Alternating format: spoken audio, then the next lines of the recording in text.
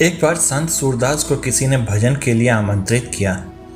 भजन कार्यक्रम के बाद उस व्यक्ति को सूरदास जी को अपने घर तक पहुंचाने का ध्यान नहीं रहा और वह अन्य अतिथियों की सेवा में व्यस्त हो गया।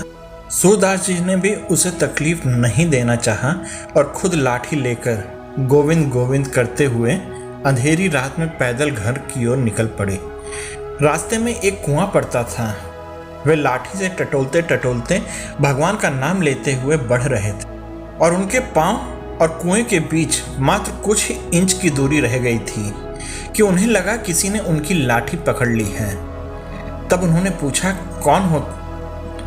उत्तर मिला, बाबा मैं एक बालक हूँ, मैं भी आपका भजन सुनकर लौट रहा हूँ। देखा आप गलत रास्ते पर जा रहे हैं, इसलिए मैं इधर आ गया। चलिए आपको घर तक छोड़ दूँ।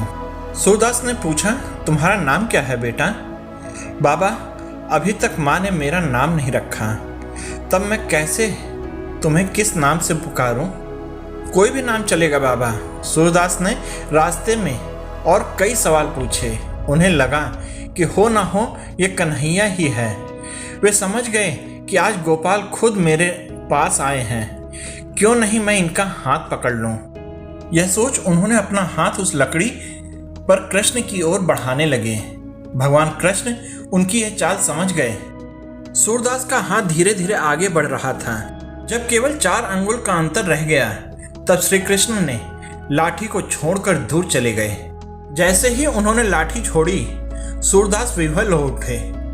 आंखों से अश्रुधारा बह निकली। बोले, मैं अंधा हूं, ऐसे अंधे की लाठी छोड़कर चले जाना क्या कन्हैया तुम्हारी बहादुरी है? और उनके श्रीमुख से वेदना के यह स्वर निकल पड़े, हाथ छुड़ाए जात हो निर्बल जान के मोए, हृदय से जब जाओगे तो सबल जानूंगा तोय। मुझे निर्बल जानकर मेरा हाथ छुड़ाकर जाते हो, पर मेरे हृदय से जाओ तो मैं तुम्हें मर्द कहूं। भगवान कृष्ण ने कहा, बाबा अगर मैं ऐसे भक्तों के हृदय से चला जाऊं तो फिर मैं कहाँ रहूं? बोलो बांके बिहारी लाल की जय। आपको यह कहानी कैसी लगी कृपया कमेंट करके मुझे अवगत कराइएगा। साथ ही आप इस कहानी में मेरे साथ बने रहें, इसके लिए आप सबका हृदय से बहुत बहुत धन्यवाद और जय हिंद दोस्तों।